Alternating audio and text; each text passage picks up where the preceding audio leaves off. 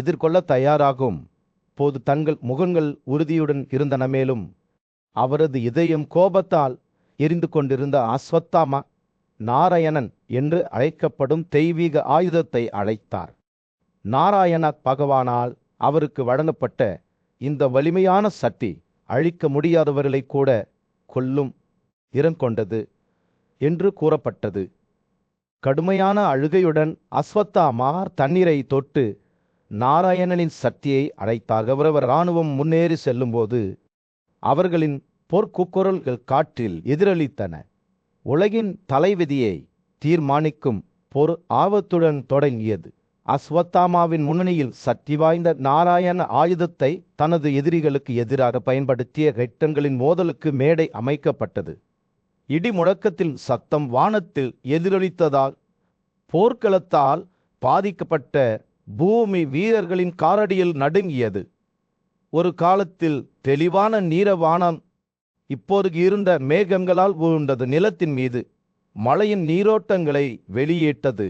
காற்று அமைதியற்ற ஆவிகளின் கோர்சை போல அலறியது.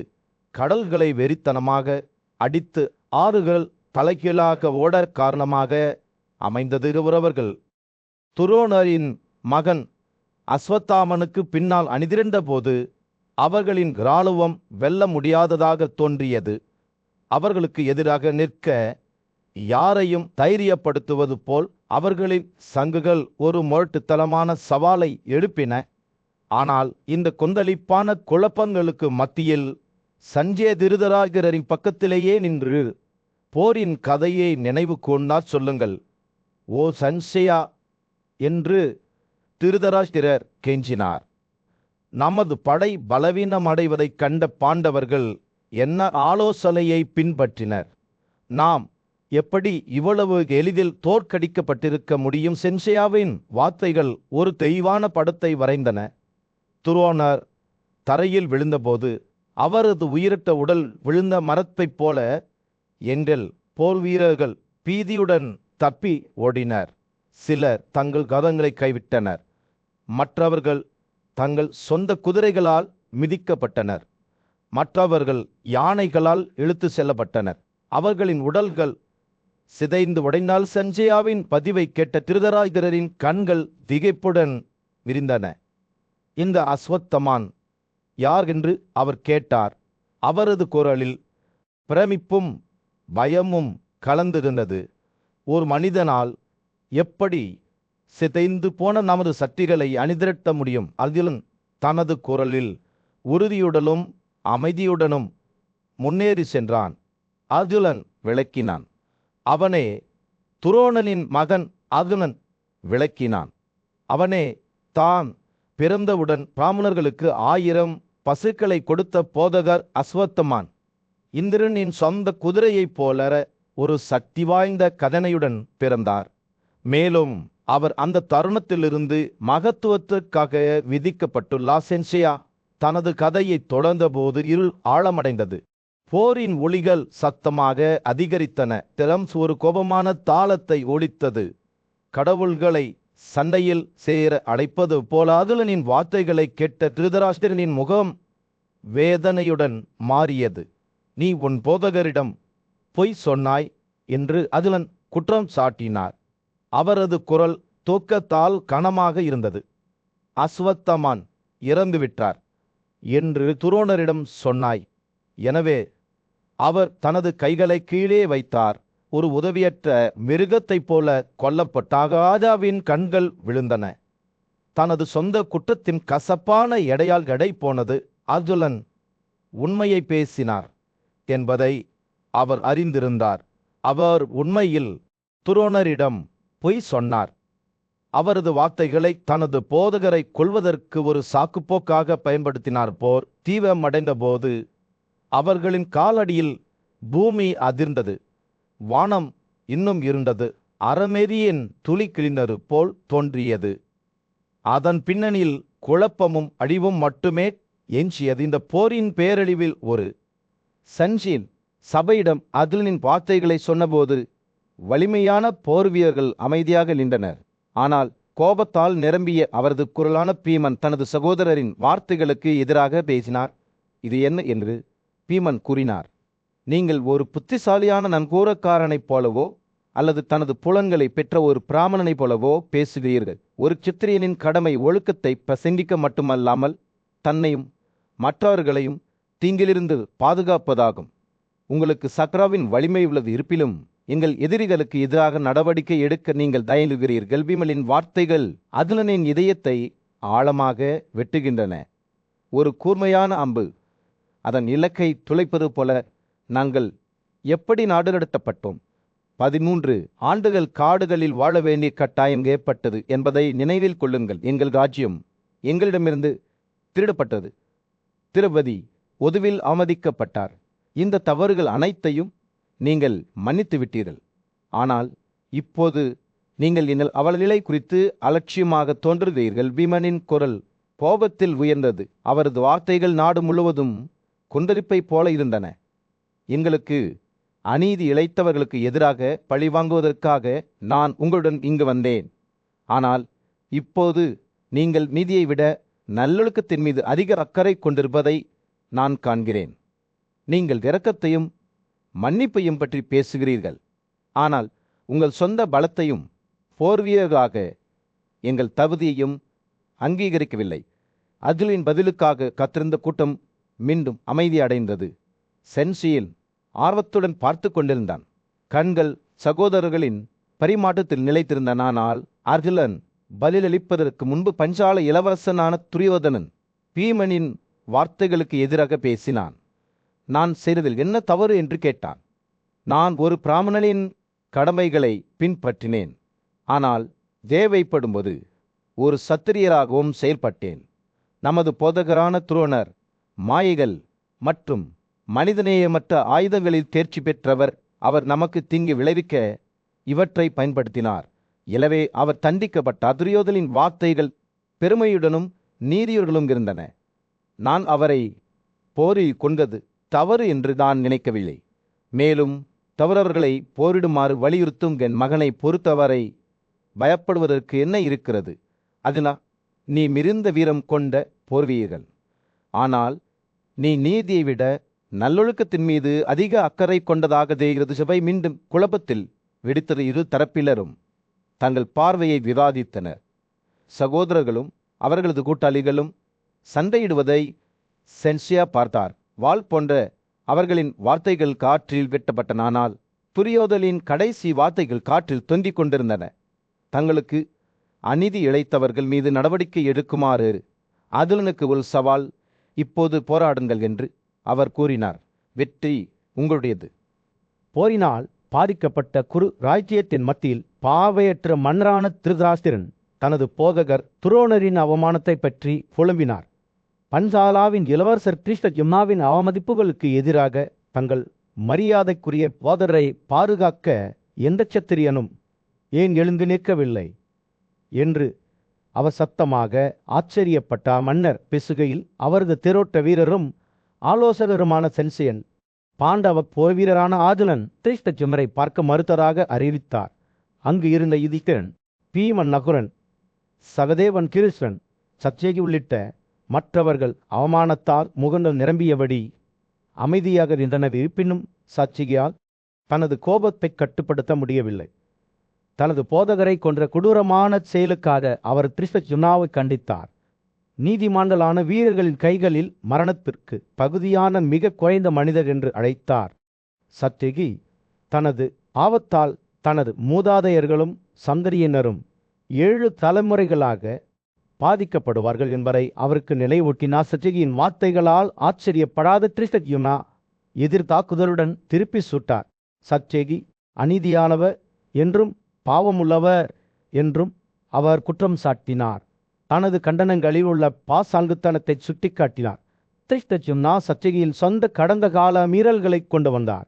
இதில் புரிசவனின் மரணத்தில் அவரது பங்கு உட்பட பிந்தையவர் பிராயாவில் இருந்தார். பாஞ்சாலாவின் இளவரசர் சத்யகியை தொடர்ந்து கேலி செய்தார். அவர் ஒரு சந்தலா, ஒரு தாழ்ந்த பிறந்த நபரைப் போல நடந்து கொண்டதாகவும் அவரது வார்த்தைகள் ஒரு தவறான ஆத்மாவைப் போலவே பயனற்றவை என்றும் கூறினார். கிருஷ்ணஜிம்னா சத்யகியை இது போன்ற கடுமையான வார்த்தைகளை மீண்டும் சொன்னால் மரண அச்சுறுத்தல் வரை சென்றார். இந்த நேரத்தில் சத்யகியின் கோபம் தணிந்தது. அவர் பிரிஸ்தகிம்னாவை நோக்கி விரைந்தார்.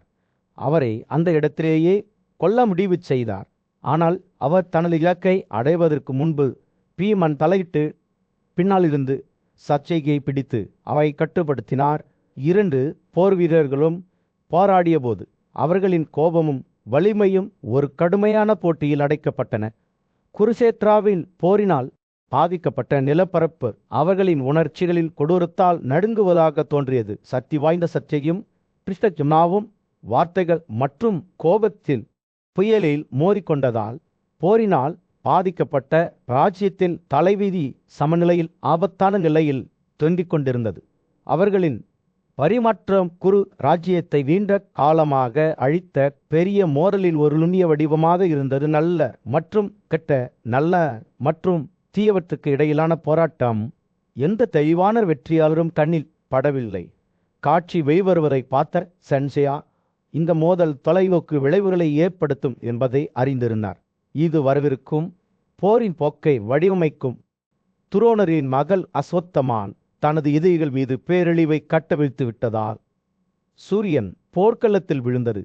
யுகத்தின் முடிவில் அடிப்பாளரைப் போலவே அவர் எதிரிகளின் எல்லைகளை எளிதில் வெட்டினார். அவரது பரந்த தலை அம்புகள் புயல் போல மழை பொழிந்தன.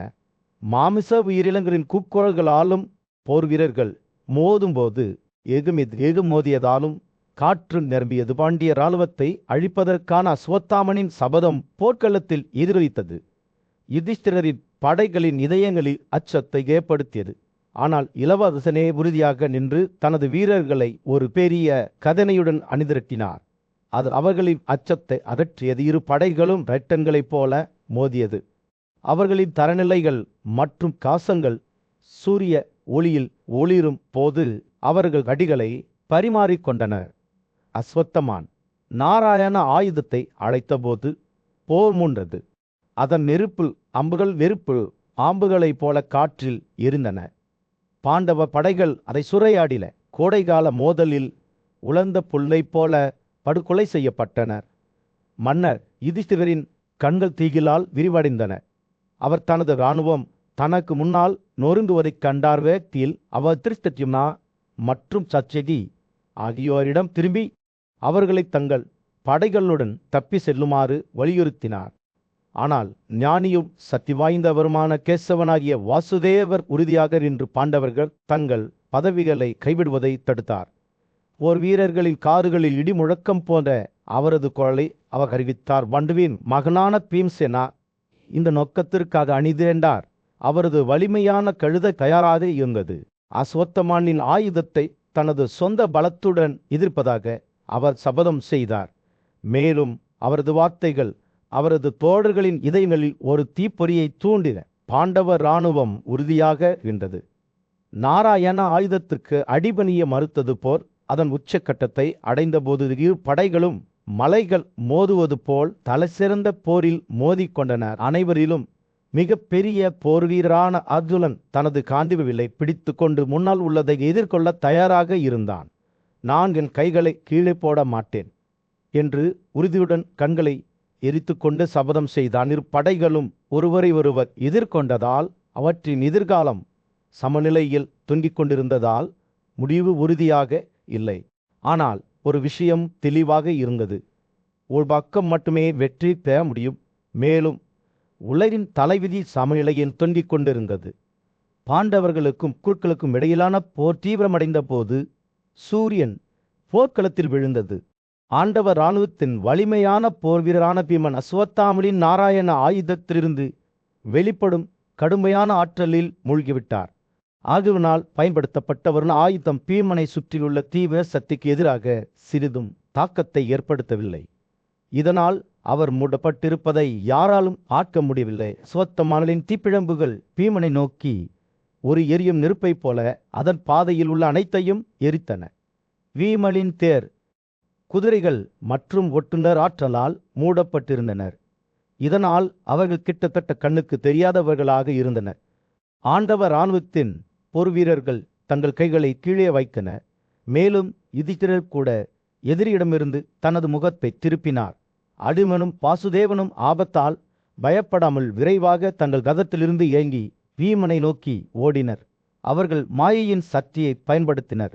இது அவர்களை ஆட்களால் விவரப்படுவதை தடுத்தது. பின்னர் நரும் நாராயணனும் பீமனையும் அவரது ஆயுதங்களையும் வலுக்கட்டாயமாக இழுத்துச் சென்றனர். இதனால் அவர் கோபத்தில் கலித்தார். வாசுதேவர் பீமனை நோக்கி, எங்கள் தடையிருந்த போதிலும் நீங்கள் போரை தவிர்க்காதது எப்படி? இப்போது குருக்களை வெல்ல முடிந்தால் நாங்கள் தொடர்ந்து போராடுவோம். இதோ உங்கள் போர் வீரர்கள் அனைவரும் தங்கள் ரதங்களிலிருந்து இறங்கி விட்டனர் என்று கூறினார். கிறிஸ்தரின் வார்த்தைகள் இறுதியாக பீமனை அமைதிப்படுத்தின. மேலும் அவர் தனது ரதத்திலிருந்து கீழே கொண்டு வரப்பட்டார். பீமன் தனது கைகளை ஒதுக்கி வைத்தவுடன் நாராயண ஆயுதம் அமைதி அடைந்தது. தாங்க முடியாத ஆற்றல் மறைந்துவிட்டது. போர்க்களம் தெளிவாகி இனிமையான காற்று வீசத் தொடங்கியது. விலங்குகளும் பறவைகளும் அமைதியாக விழுந்தன. குதிரைகளும் யானைகளும் கூட மீண்டும் மகிழ்ச்சி அடைந்தன. இருப்பினும் நாராயண ஆயுதத்தை மீண்டும் பயன்படுத்துமாறு துரியோதனன் அஸ்வத்தமானை வலியுறுத்தினார். ஆனால் அதை வைத்திருப்பவருக்கு தீங்கு விளைவிக்காமல் அதை 2 முறை பயன்படுத்த முடியாது என்று தெரிய வந்தது. தோற்கடிக்கப்பட்ட அஸ்வத்தமானுக்கு போரில் தனது எதிரிகளை எதிர்கொள்வதை தவிர வேறு வழியில்லை. பெண்சாலை இளவரசர் திஷ்டத்யும்னா அஸ்வத்தமான் மிகுந்த அசைவின்மையுடன் தாக்குதல் நடத்தி அவரை அம்புகளால் துளைத்து அவரது குதிரைகளையும் ஒட்டுநரையும் விரட்டியடித்தார். பின்னர் சச்சகி சண்டையில் சேர்ந்தார். அஸ்வத்தமானின் வில் மற்றும் தரத்தை வெட்டி அவரது மார்பில் ஆழமாறத் துளைத்தார்கள். தீபமடைந்த போது அஸ்வத்தமான் அம்புகளால் மூடப்பட்டு அடுத்து என்ன செய்வது என்று தெரியாமல் ஒரு அவநம்பிக்கையான அவநிலையில் விழுந்தார். அவரது தந்தை துரோணர் மோசவியின் உதவியுடன் கொல்லப்பட்டார். இப்போது அவரது மகன் இன்னும் வைமையான எதிரியை எதிர்கொண்ட அகிலியின் பேரன் அவர் தன்னை தோற்கடிக்கும் வரை ஓய்வெடுக்கவில்லை. குருக்களின் வீரர்கள் ஒவ்வொன்றாக தோற்கடிக்கப்பட்டதால் குருக்களின் நம்பிக்கைகள் குறையத் தொடங்கின. அவரது ஆத்திரமும் உறுதியும் இருந்த போதிலும் அஸ்வத்தமான் கடுமையான போரின் மத்தியில் அர்ஜுனன் தனது ரதத்தின் மீது சவாரி செய்யும் போது ஒரு குறிப்பிடத்தக்க நிகழ்வை கண்டான். எதிரியின் மீது அம்புகளை பொழிந்தபோது நெருப்பின் பிரகாசத்தால் நிரப்பப்பட்டதைப் போல ஒரு எரியும் உருவத்தை தனக்கு முன்னால் கண்டான். இந்த புதிரான போர்வீரன் அர்ஜுனனின் ரதத்துக்கு முன்னால் நகர்ந்தான். அவர் இன்று சென்றாலும் எதிரி படைகள் உடைந்து பயத்தில் தப்பி ஓடி. இந்த மர்மமான தோற்றத்தால் குழப்பமடைந்த அர்ஜுனன் பெரிய முனிவரான வியாசரிடம் ஒரு விளக்கத்தை கேட்டான். தான் பார்த்த உயிரினம் சங்கரனை தவிர வேறு யாரும் இல்லை என்று வியாசர் அவருக்கு வெளிப்படுத்தினார். பிரஜாபதிகள் அனைவரும் தோன்றிய முதல் காரணம் எல்லையற்ற ஆற்றலுடன் ஒரு சக்தி வாய்ந்த தெய்வம் சங்கரர். சொர்க்கம், பூமி மற்றும் வானத்தின் உருவரும் பிரபஞ்சத்தை பாதுகாக்கும் தெய்வீக இறைவன் வரங்களை வழங்கும் வெறிய குரு மற்றும் வாழ்க்கையை வழங்குபவர், இரண்டாம் இல்லாத மகாதேவர் என்று அழைக்கப்படும் இந்த உயர்ந்த தெய்வத்தின் பண்புகளை வியாசர் தொடர்ந்து விவரித்தார். அவர் தட்சனின் தியாகத்தை அழிப்பவர், அனைத்து படைக்கப்பட்ட உயிரினங்களின் பாதுகாவலர் மற்றும் அனைவரின் பாதுகாவலர். அவரது வடிவம் மனித புரிதலுக்கு அப்பாற்பட்டது.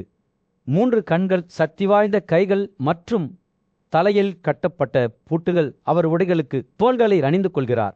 மேலும் அவரது இடுப்பு பிரமிப்பை தூண்டுகிறது. வியாசர் பேசுகையில் அர்ஜுனனின் இதயம் மரியாதையாலும் ஆச்சரியத்தாலும் நிரம்பியது. போரில் தனக்கு முன்னால் நடந்த இந்த அசாதாரண போர் வீரர் தெய்வீக மகேஸ்வரர் என்பதை அவர் உணர்ந்தார். அவரே உயர்ந்த தெய்வம். இந்த நபர் மனித புரிதலுக்கு அப்பாற்பட்டவர். தரையை தொடாமலோ அல்லது ஈட்டியை பயன்படுத்தாமலோ போர் தொடுக்கும் திறன் கொண்ட ரித்தா, அரஸ்தான், சம்பு, பரமேஸ்தின் மற்றும் சர்வ என பல பெயர்களால் அறியப்படும் இந்த உயர்ந்த தெய்வத்தை சொர்க்கத்தில் உள்ள கடவுள்களும் வணங்குகிறார்கள் என்று வியாசர் அர்ஜுனனுக்கு வெளிப்படுத்தினார். அவர் அனைத்து உலகங்களுக்கும் இறைவன், பிரபஞ்சத்தின் பாதுகாவலர் மற்றும் அனைத்து புனித நீரின் உருவகம். அர்ஜுனன் மிகுந்த கவனத்துடன் அதை கேட்டபோது இந்த உயர்ந்த தெய்வம் எடுக்கும் பல்வேறு வடிவங்களை பற்றி வியாசர் பேசினார். சிறுத்தையின் தோலை தனது இருக்கையாக அணிந்தவர், விஷ்ணுவை தனது அம்புக்கு வைத்தவர், திரிசூலத்துடன் ஆயுதம் ஏந்தியவர், வாள் மற்றும் கேடயத்தை வைத்திருப்பவர், மிகவும் நல்லவர். அர்ஜுனன் இந்த அற்புதமான நபரை பற்றிய எண்ணத்தால் பரதிப்புடலும் மரியாதையுடனும் இருந்தார். பிரபஞ்சத்தின் இறைவன், இறுதியாக மான்களின் தோள்களை அணிந்த கடவுளான இந்த உயர்ந்த தெய்வத்தில் பாதுகாப்பை பெறுமாறு அர்ஜுனனுக்கு வியாசர் அறிவுறுத்தினார். வைசவணனை தனது நண்பராக கொண்ட இந்த தெய்வீக கடவுளுக்கு வணக்கங்கள் செலுத்தப்பட்டன. அவர் அனைத்து நீதிமான்களாலும் மதிக்கப்படுகிறார்.